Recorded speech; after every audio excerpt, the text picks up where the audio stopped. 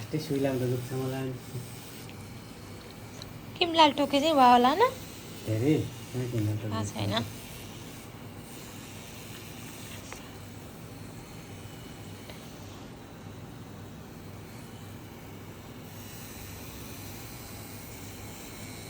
खुन त आएन सबै ब्ल्याक कलर हो त्यसमा है चाहिँ त ब्लू छैन भित्र छैन होइन कि माथि के यसमा यो बिहानमा के खासमा मैले धेरै जस्तो देखेकै छैन यो केटाहरूको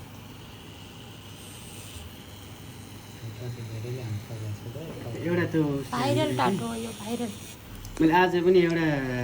लाइभमा देखेको थिएँ काठमाडौँमा लाइभमा देखेको यही आइरहेको थियो कि